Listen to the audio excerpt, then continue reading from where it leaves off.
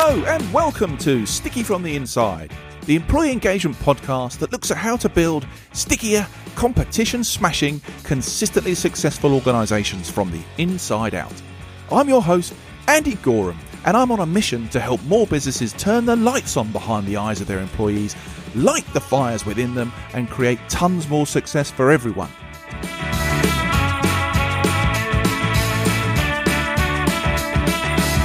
This podcast is for all those who believe that's something worth going after and would like a little help and guidance in achieving that.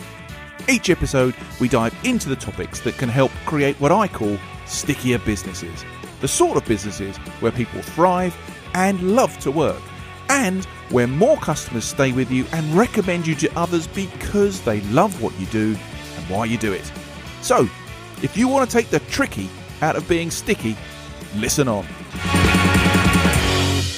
Okay then, look, I talk a lot about the important role purpose can play in creating more engaged people at work. I make no secret of my love for this topic because I've seen its powerful effect for real. And I tell you, it's addictive in a good way. It grows connection, helps people feel more self-worth, and makes people think bigger. And I think it's going to play a bigger role going forward as I hope we continue to see a stronger reemergence of humanity in the workplace, powering teams to greater achievements. But what is the future of the workplace and how will teams evolve and help businesses change for the better? Well, today I'm joined by Perry Timms. He's the founder and Chief Energy Officer, just love that title, of People and Transformational HR. And they've got over 30 years experience in people, learning, technology, organizational change and transformation. And his personal mission is to see more people flourish through their work and help shift organizations as a force for societal good, not just being profit machines. And his business mission is simply defined as better business for a better world. And it's also worth noting that at the time of recording, Perry and the team have just achieved certified B Corporation status, which, if you know anything about that, is an amazing achievement. I'm sure we'll touch on that as we go through. But if that wasn't enough, he's a global and TEDx speaker, advisor, conference chair on the future of work and HR, and a member of the Be the Ripple movement to help promote kindness and eradicate bullying in the workplace. So who better indeed to speak to about the future of teamwork and how we power ourselves onto a different way of working than Perry. And I'm sure he's going to blow my mind at some point as well in this conversation. So welcome to the show, Perry. Lovely to have you here. What an intro. Andy, thanks so much for that. It's nice to hear it read back because you sort of remind yourself of, why you get out of bed, what sparks your life into action. And it's nice to get a tingle from that. So thank you. Well, that B Corp thing is an amazing thing. I've only ever read about B Corp. I've never met anybody in the flesh who's there. So congratulations. Thank you. Let's put it this way. I've been, like you, an admirer of that concept for a long, long time. And so when the team got a bit bigger and we had the chance to think about going for it, we thought, well, you never know, but we didn't really anticipate we would qualify. And then we looked at the criteria and thought, my goodness me, there's a lot to get your head around and prove. So what it did is it gave us two opportunities. One was to prove what we already were standing for and doing was the right stuff. And then all the other things that we had perhaps not quite thought of in the same way gave us a chance to think about them and really put them into play. So if anybody sort of says, these accreditations, they're just given away like toffee, absolutely not this one. It was a really, really deep and philosophical look at who we are and what we do. And the evidence they were after, we had to really think about what we do, how we document things. But in the end, we got a decent score. And we are absolutely over the moon about this because it just symbolises everything we believe in. I was just going to say, what does it feel like to have gone through that process and to come out the other side successful? I think it's the sort of thing where you just hope that what you do is right in the eyes of what I can only describe as a very objective and searching and revealing set of criteria. I mean, their attention to environment, community, social, really tests whether you're in that or whether you're just dabbling or just aspiring. And so admittedly, some of the things we probably were dabbling, but it gave us a sense of fortitude to go, but actually we do mean this. So we leaned into some of the things that we thought we might be a bit lighter on. So to come out of it the other end after the scrutiny of the analysts with that result was just like, oh wow, it just meant so much, because we believed in it so much, and we doubted it at times, and then we came through it, and it was like, just blissful. Brilliant. That's great. Well, you are here today, my friend, because your good mate Chris Bezic said you were the guy to talk to about employee engagement, future workforce, and all the rest of it. So here we are. So what are the sort of things that, before we get into the topic itself, what are the sort of things that you're dealing with today, as we've had a weird 18 months, we've just coming out of furlough today and what have you. So what's going on? So I think the title of the company, PTHR, and deliberately having people in transformational gives you a clue, because we stand for helping people transform from a state of mediocrity or even toxicity to something where it absolutely is the workplace that people go, it's an extension of me, it's my whole reason for being in the work that I do. And so some people kind of go, but isn't that just for, tech unicorns and the likes? Absolutely not. So, our client base varies from charities through to healthcare organizations and to some blue chips and a few aspiring. But within it, whatever the product and the service that they're offering is, there are a lot of people there who, to them, their work is really important to them. And if there's interference in that, or some form of blockage or impairment, we want to remove that. We want to remove that so that people go, this is what I thought I'd signed up to, and now I'm getting to do it. And I'll give you a tiny example of that. We did some work in the local authority up in the Northwest. And it's a challenging part of the world, really, because it's a mixture of tech investment and very historical former industrial might no longer there. So you've got age differences, you've got different demographics of that nature, and race and religion and social standing. And so they've got some really hard circles to square there, and they were desperately trying to engage their citizens more on digital services. So they heard about the work we do to enable more people to play a part in creating those kinds of things, got us in. We worked with a core of about 100 people, and then we walked away after about 8 weeks of working with them, not solidly, but periodically. And then a few months later, they launched so many really useful digital services. They became Digital Council of the Year. Wow. And they've totally changed how they operate. They are a really responsive, they out-agile Spotify in many respects. They are so good. Yeah, exactly. And this is a local authority in the Northwest that people would never think. And so to be a part of that is something where we go, that's what we mean by transformation. They'll never be the same again. Yeah. And how much did that common goal, that kind of purpose understanding, play a role in making that transformation, Perry? All of it. So actually, we came into what I would call a very well-articulated position on what they wanted to be, but their ability to be like that was just not quite there yet. They just hadn't got the ducks in the row thing, and perhaps got rid of some of the bureaucracy that you would associate with a local authority. So we wanted to respect the things that got them there, but we also wanted to undo some of the self-damage, if you want to call it that they didn't even perhaps even notice or realize. So we introduced swifter systems, we changed some mindsets, we broke a few rules really on who normally gets engaged in those kind of projects. And I had one person who said to me, in my 23 years of working in this organization, because she'd been there a long time, she said, I have not felt so much fulfillment as I had in the time I spent doing the things I've been doing the last few months. That's the stuff that sets the hairs on the back of your neck going. I couldn't agree more. It laser precision aligned to the things they declared they wanted to be, and she was a manifestation of what it was. Yeah. I think that's one of the, I guess, not so secret issues that we see in businesses today is maybe not intentional, but a lack of involvement of people all the way through the organization in creating what you're going to be and understanding how you play your role in it. And I think that's just so sad. It's so sad. Yeah, it is. And I don't even think it's necessarily willful or deliberate. It's just neglectful in many ways. And yet you and I know that when that that sort of genome is switched, people are doing incredible feats of outperformance because of that. So, I mean, there is this sort of tension, isn't there, at the moment around purpose-led organizations, where some clever organizations have cottoned onto this and are conflating and exaggerating the nature of what they do to draw people in on that basis, only to then find they're disappointed when they don't live that virtue. And that's sad too. I totally agree with that. I think that whole say-do gap can be so toxic and a real kind of soul destroyer, because if you've brought someone in on the basis of a purpose that they really connect to, then all of a sudden, no, that's not really what we're going to be doing. Thank you. It's a marketing thing. That's disastrous.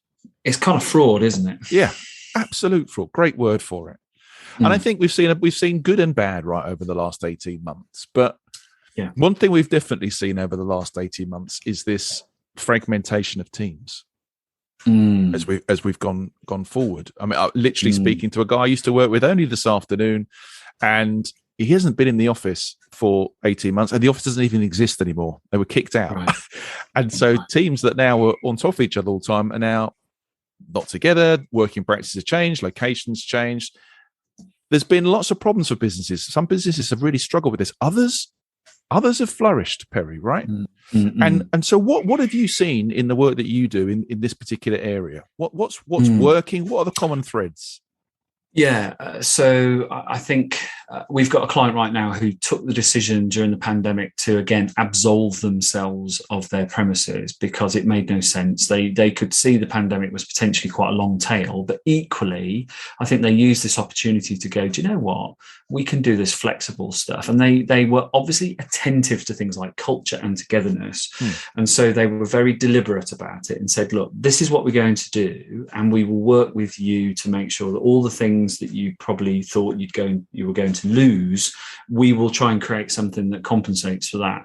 And so we joined them after they'd made that decision. And what that had realized is that all the things that they needed to pay attention to were nothing to do with working in proximity to other people. That was almost a charade. It was operational efficiency. It was clarity of aspirational goals. It was projects that were stalling because there wasn't enough effort in the right place and way. So we're now working with them to sort of re-engineer their systems. And of course, they're all 100% virtual. So I just got off a call with somebody who has stepped in to run an agile project with absolutely no training at all in how to run an agile project. And so, I started the call by admiring her bravery for doing so. But equally, what she described to me was, it was all about our intent being right, but the process is not lining it up. And she said, and I can see this lines it up. So she said, I'm going with it and we're emerging into it. She said, and our first sprint finishes this week. And she just wanted a bit of advice about how to get the best out of that 30-minute review. And it's just incredible that we've removed some of the orthodoxies and myths, and we've broken away from those and said it wasn't about what we thought it was, because now we've revealed what it really was and we can solve those problems. Now, transversely, there's an organization that does seem to like to bring its people together, and people seem to like to come together. So they wanted to get that back in. So they said, okay, up top, we've decided Monday, Friday, work from home, Tuesday, Wednesday, Thursday, come into the office. And they declared that to the people. And then they opened up some chat on it, which was at least good of them to do that. And the responses back from people were, what do you want us to do on Tuesday, Wednesday, Thursday then? And the responses came back again saying, well, maybe that's when you do things like your meetings and stuff. And then the response to that from a lot of people was, no. We'll do that on Monday and Friday. If we're coming in, we want to be social, collaborative, creative, all those things. And actually they backtracked and said, okay, tell us what you think the rhythm is. And they came up with it and they adjusted it. So they're a bit clumsy. And I can see a lot of that. People thinking we get certainty by making a decision. And some people go, that's just a decision without the parameters that should be there. And I think I'm seeing a lot more rejection of those blanket easy solutions, if you want to call them that, but also they don't want to go into complex uncertainty. So they're saying, well, we'll help you decide then. So maybe there's a bit more employee activism coming through from this. But that's the sort of thing I'm seeing, either really, really well thought through application of this or clumsy misfiring stuff. Not mentioning any names, but Canary Wharf organizations spring to mind. Yeah, I think that's true. I wonder whether this 18 months has given people some real time to contemplate things on a different level. So not just, do I want to be in this business? Is there a better place to go? But how do I best perform in the business? What's been the best for me? I'm working really well at 4 a.m. And I'm getting loads done in 2 hours that would take all day. How can I make that work at work? Exactly that. Exactly that. Again, on a call yesterday, it was a conference, so it was that kind of thing. And somebody said that's exactly what people have started to realise. Their cadence wasn't what was given to them, so they've hacked it and created their own. And then when people say go back to that, they're like, no, I've discovered what really works for me. Yeah. And what really works for me is often what works for my colleagues and my customers. And so it's not just an isolated indulgence on me. People have been very considerate, from what I can tell, about the implications on supply chain, on colleagues who don't have the choice and have to turn up. I've seen overtures towards and stronger connections being made deliberately because they know those people have no choice. Now, that's brought people closer together. Not everybody, but there have been some terrific examples. No, I think that's true. I'm minded to ask you, because I've seen you sort of talk about this before, or at least mention it before, in that this thing about transient teams and how they could potentially swarm together doing stuff to create this anti-fragile organization, right? Yep. I mean, that sounds like the sort of stuff that would blow my mind. But what do you mean by the swarming of transient teams? Yeah. So, I mean, it sounds like the sort of thing that would be on a TED talk and everybody go, "God, that's interesting," and just carry on regardless. Yeah, because it's word confetti. I mean, that's what it is, right? But what we're trying to do is just summarize a concept that's different to depart people's thinking from traditional approaches. And I guess, so to unpack that, what I mean is we deliberately created our systems in the understanding that work came to us in these nice little finite packages, and we matched the resource and the process to that to achieve an outcome. Yeah. Now, if there's one thing I know about the world now, increasingly it's more unlikely that will ever happen, let alone regularly happen, because queries are complex. Individuals know they've got choice and can take to social media and decry customer service. Whatever it is that's forced this into being, it is not that simple now. So how do you simplify it? Well, you go to where the work is rather than the work comes to you. That's the metaphorical representation of that. Now, there is an example in the world of banking, actually. Okay. ING Bank in Canada was subject to a management buyout, and it became Tangerine Bank. And Steve Aceto, who was the CEO there, was very much into, we don't have jobs, we all work for Tangerine Bank, we just happen to have a little frame around it. But there are things we need to do sometimes where we forget that and we just do what's needed. So there was talk of a product launch where literally the FD stopped doing FD work and took to the phones to answer queries about a product launch. Now, where on earth would that have happened prior to that new kind of thinking? What it did was incredible. It brought people so much closer together because they saw it in action. That they were outperforming competitors on deposits, on like dollars per head performance. And it was such that bank's reputation was, these are people who care because they don't care about their job description. They care about the outcome and the purpose. Right. And so, yeah, that's what I mean by the swarm and huddle thing. And I genuinely think, because I've just done some research, ironically, thought leadership, white papers, whatever. Yeah, I mashed together about 40 things out there from Gartner, McKinsey, and everybody to try and find the one truth that sat within that. And there was one truth that did keep coming through, and I was kind of pleased it did, right. Which was, we've got to stop convincing ourselves we can engineer everything, and we have to think about clever deployment of talent to problems. That's sort of the summary of it. And that's what I mean by that. So I used it in a discussion yesterday with a very complex organization, actually, with their global sort of heads of HR from different countries and functions. And they totally agreed.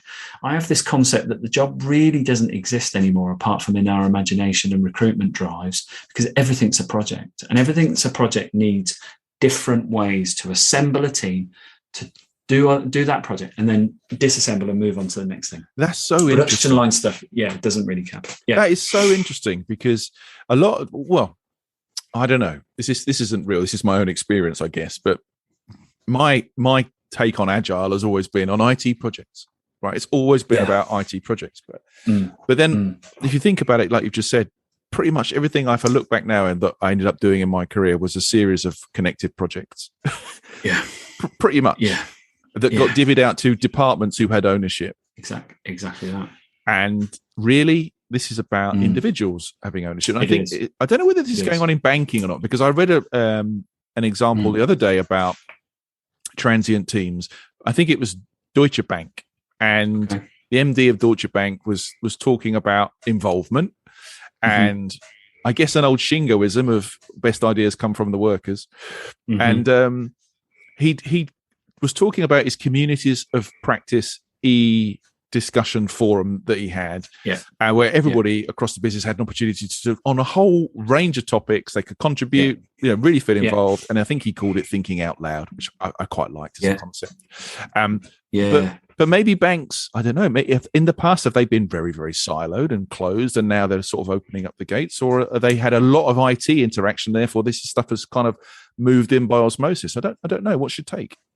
So I'm glad you mentioned Deutsche Bank, because they are famous and synonymous through John Stepper's work on working out loud, exactly that. Right. And that was a buck against the trend big time in that industry, because it was all about secrets and very discreet things happening that suddenly became known.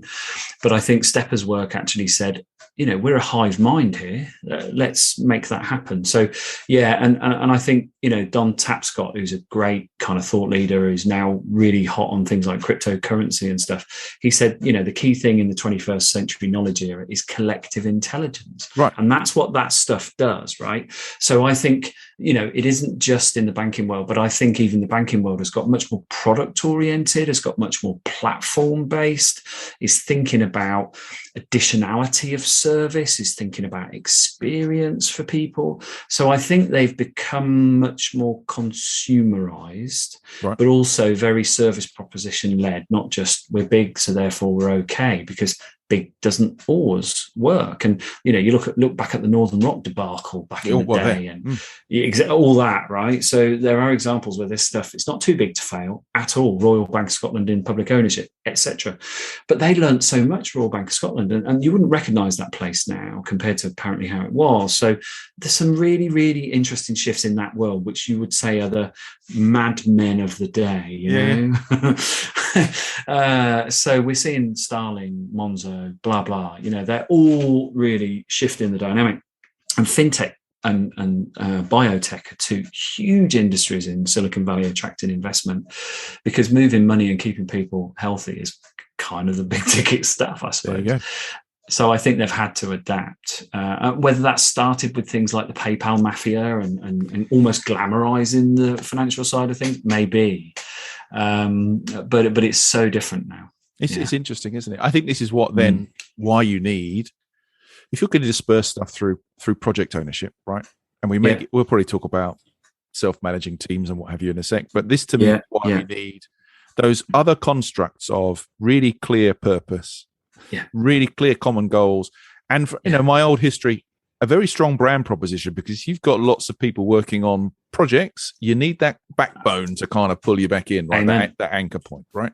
Amen. And so let's then think about this. If it's not departments, it's people, and we're talking about this empowerment, if you like, to have self-managed teams. I think productivity constantly comes up in the sort of work that you do, the sort of work that I talk about with engagement, and yet we've busted a ton of myths right over the last 18 months about how people working autonomously is a bad thing. We must spy on them, we must control them, right? So how is the world of self-managed teams moving from what you see? So if I loop back to start off with about your marketing proposition and so on and so forth, that whole audience of one thing has kind of come into the work market too, because I think if we take a particular sort of caliber of person who's got a demonstrable understanding of the work they're doing and where they want to go with it and so on and so forth. So, they've made some conscious decisions and what have you. They are thinking of themselves as an audience as well, and they are saying, what's this about for me? But often that's a projection then into, but what can I contribute? And this is where it's perhaps a healthy projection that's bigger than me. Because if I'm belonging to something bigger than me, there is a trail of psychology research that says that's when you'll get like fulfillment and happiness at work, because it's not about stroking your ego. It's you belonging to something that makes a difference. And if you talk to anybody about what they like most about their work, they'll often say, making a difference. There you go. It's quite ethereal, right? But so this audience of one making a difference thing is where I think self-management has a really strong part to play in exercising that. Because it then says, I've got agency. I can make choices. I can even float conceptual ideas type thing. And people will say, interesting, let's give it a go. I know that I can potentially step in and own that to the point that I can prove it. And that makes a huge difference in people's loyalty and feeling of commitment that the organization entrusts them with a concept like that. Because this whole sense of how do we improve and how do we innovate is often, like you've said before, there are people spotting things like this all the time. And if there's no channel of that into the machinery will never adjust itself. People will adjust that system. So the system of self-management that prevails is something that's strong but needs attention and stimulation from people, because either it'll create laissez-faire, indulgences, or it will create that togetherness and that real anti-fragile thing you talked about earlier on. Because agency has to come with responsibility, a bit like the Spider-Man quote, right? Yeah, it is a bit like that. So I really do say to people, if they're inquiring about self-management, it's like, you do know that actually this is quite hard, but it's people have to step into a level of responsibility and accountability that they may not wish for once they know what it means, because it does stop with them. So the audience of one thing is also, it stops with me. That's the trade with this, I think. If you don't know that, you will struggle. It must also link to your point about people feeling more fulfilled and positive to the sort of Dan Pink drive piece. Totally that. Right. Totally that. Autonomy, mastery and purpose, right? I mean, that all links up to me. And I think underneath all of that, as there always is with the people engaged thing, this underlying platform of trust. But perhaps in self-managed teams, more of a focus on trust in your colleague rather than the leadership and organization's past performance, right? It is. It absolutely is. You have to trust your colleagues to have your back. You have to trust your colleagues to do their share. You have to trust your colleagues to let you in on the conversations you should be in and be inclusive and so on. But you do also have to trust your leaders that vision perhaps that they've set, that you're signed up to, is absolutely the vision. Now, what I find really interesting, again, in some of the examples I've looked at, so let's take Jos de Blok at Buurtzorg, the very famous Netherlands nursing organization, 100% self-managed, scaled, highest level of health patient satisfaction in the world. Jos will admit he doesn't always get that bit right. When they were trying to resolve overtime so that he could have a delegated budgetary responsibility in those teams, he thought it'd be really good if he said, I'll give you some parameters to help make that easy for you. And actually the Buurtzorg nurses came back and went, Jos, we don't need you. We honestly don't need you. They pushed back on it. So that was a sort of, if you want, a vision where he thought I can be helpful, but they actually said, we can work this out. So it's really interesting when the maturity of the organization is that strong. The leader says, okay, you don't need me for that. So what do you need me for? And they would say stuff like, evangelize, get more of this out there. We want you to be doing that. And for some CEOs, that's like a gift of a job, right? Yeah. So he got given that, I think, really by his own people. And Dan Price at Gravity Payments, he cut his own salary by thousands and thousands of dollars. And at the end of the tenure, for people having $70,000 across the board, his team chipped in and bought him a Tesla to show they appreciated that.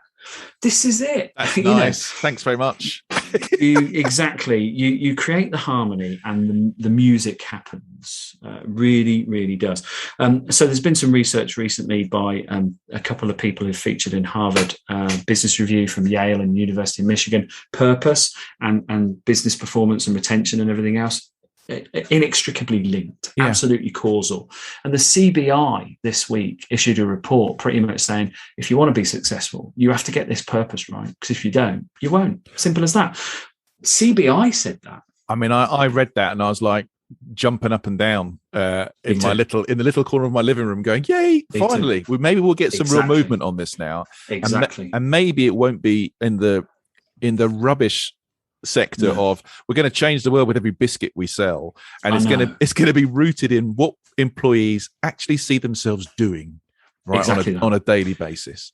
What do we stand for? Who do we stand with as well? That's also very important. Allyship and social economic issues and so on. That's getting more important now. You can see how some of that manifested itself last year with companies who were a little bit fake or neglectful of standing in Black Lives Matter or Me Too type things. So all of that is coming through as well. And it is, I was really disappointed with the Basecamp stuff when that all came out about rejecting all sorts of things that happened there. People just left in droves, didn't they? Well, I think that's happening in a load of places, but maybe back to what you talked about earlier in this rejection of being told what to do, I mean, people can see through virtue signaling and it's not genuine or authentic, right? Yeah. And this is where I think purpose gets into trouble, because people want to be seen as being socially, environmentally good citizen, but they just go off on a massive tangent that has no bearing in what they're really doing. And absolutely that. It's a waste of people's time and energy, because they just get confused, disappointed, and then move on. Absolutely that. So it's almost like if you fake it and get caught, that's worse than never trying it at all. So it's almost like you can semi-forgive those people who don't stand in that space at all and just kind of go, well, I extract from the earth, I don't know what else to do, versus those people who say, no, we're not like that. Oh, yeah, you are. You fly around the world and you do all this stupid stuff. So, yeah, it is. It's genuinely the fakers don't take as long to get caught now either. There's a lot more scrutiny and a lot more lenses on it, a lot more willing participants who'll stand up and object to it and say why and have evidence for it. So Megan Wright's out of Ashridge Management School's written some terrific stuff on employee activism. Right. And to me, it's where perhaps the trade unions should have stood in the space of, because they're missing a trick, I think, on this influence purpose, shape how you behave, get the virtues right, and so on and so forth. So, if you're a unionist listening to this, that's where you need to be. Yeah. Go where people are at, and that's where they're at. Yes, they like the fact you negotiate pay and keep them in fair working conditions, but that's a bottom rung. There's a higher level of stuff you can play in that adds real value, and they should be in that space. 100%. Before we get into summaries and what have you, if we think about all the great things we've talked about, liberating things that we've talked about, what do you see as the primary benefits of creating stronger, more flexible, this self-managed teams as we move forward, Perry? So I will start this answer by saying I am perhaps overly eulogizing this, and some people again. Hang on a minute, that ain't going to work in my place. Do you know what I mean? And you might rightly think that, but actually the mood is shifting. So be alert, because it'll only take a player in your market space to offer this stuff. And all of a sudden people will move, business will move, and the other place will die. So I think there is a transience to that, and there is a transference, I think, of more virtuous companies who stand in the right spaces and what have you. So yeah, if it doesn't feel like it will now, hold your nerve, because it will start to come.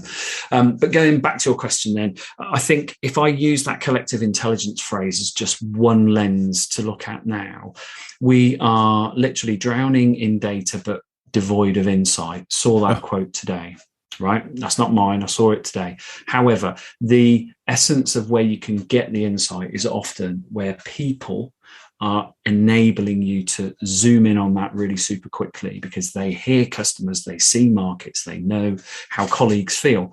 So self-managed organizations absolutely cannot exist without collective intelligence, because there is no one focal point where it all comes and trickles down. It's literally like a village life where everybody's looking out for every sign of danger, opportunity, support, care, whatever. So I think it's all eyes on the prize type thing. But then the other thing I think it generates is this strong togetherness feel that we've been trying to engage people in, and use engagement as a lens to look in, and perhaps perk it and stimulate it and prod it. But actually, it happens when people feel it and it exudes and it becomes a force field of its own. You only really get that when you liberate people in order for them to create it. So I think, those two things are so important, intelligence and togetherness. And if you want to get the best out of those, my suggestion is the self-managed system creates it, and you need to then get the system that channels it and really gets it in shape that helps you and the business and the colleagues that you've got. And I'll use an example here of an organization in the States that have got it in droves. Barry Wehmiller, I talk about him a lot, but in the financial crash of 2008, the CEO there, Bob Chapman, was getting prepared to do the layoff type calculations, and he stopped himself and he brought his board back and he went, I don't want to do this because these people are family to me, even though there's thousands of them. He said, why don't we just ask them what we can do to tighten up and survive?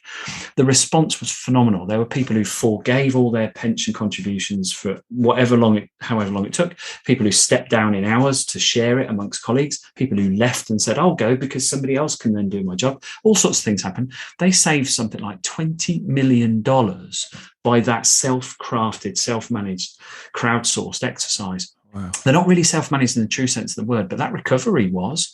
They then posted their best year ever 2 years later. Amazing. There's the result. What a story. Yeah. What a story. I'm sitting here thinking, was there ever a man with a more apt title with Chief Energy Officer? Because I'm sitting here buzzing, absolutely buzzing. But I have to kind of bring this to some sort of summary, Perry, even though I would just love to continue talking about this forever. So okay. I have this thing on my show called Sticky Notes, right, which is my daft attempt to summarize the amazing stuff that you've talked about today on 3 Post-it notes, right? So if you're trying to give some worldly wisdom to people thinking about this stuff and what they got to do to make this stuff happen, what would your 3 sticky notes say, my friend? Okay, so my first sticky note is, it is all about teams. So disaggregate decisions, start to create the essence of change at team level. Give teams the responsibility and the support to make changes that work for them in conjunction with their fellow teams. But we've got to stop this top-down trickly thing. That is not how this works. It's teams out. So I think that's my first Post-it note. Nice. My second Post-it note would be more on the sort of, I suppose, attitudes and so on that leaders exude. You don't have to be a warrior. You don't have to be the hero. You don't have to be the know-it-all. In this research I did recently, there was a lovely phrase. It said, move from know-it-all to learn it all. That's good. I love it. Yeah. So as a leader, just say to your people, just help me learn, and I'll make the decisions and set the vision, but I need you to help me learn. And I can't think of any better invite. That's great. From a leader. Yeah. So that's my second Post-it note. And then I think my third Post-it note is that you've got to do something, and the something can be seemingly really small, but it's normally symbolic. There's a change theory by Chip and Dan Heath, who wrote a couple of books on change, and they have what they call the attic test. If you want to empty your attic of crap, set yourself a timer for 15 minutes a day to empty your attic at 15-minute sprints. And what Chip and Dan Heath said, 2 things happen there. Either you do that and you really break the back of it in 15-minute sprints, or you're up there for 15 minutes, think, I might as well do a couple of hours and make it happen, right? So never talk yourself out of doing something, because that chain reaction will create the sort of seismic shift you want in the end. But never stare at a problem that's big. Break it down, do something. That's my third Post-it note. Brilliant. I'm sitting here with such a full head, Perry, after that. Absolutely brilliant. I knew you would cause my brain problems, and I've loved every second of it, my friend. Thank you. You're an incredibly busy guy, so I can't thank you enough for coming on today. Hey, loved it. Just brilliant. Well, look, thanks, Perry. I hope I get to see you again very, very soon and get a chance to continue this chat. It's on. Yeah, let's do it, mate. Thanks very much. Cheers, buddy. Well, look, that was Perry Timms. If you'd like to find out a bit more about Perry and people and transformational HR, then please check out our show notes. So, that concludes today's episode. I hope you've enjoyed it, found it interesting, and heard something maybe that will help you become a stickier, more successful business from the inside going forwards. If you have, please like, comment, and subscribe. It really helps. I'm Andy Gorham, and you've been listening to the Sticky from the Inside podcast. Until next time, thanks for listening.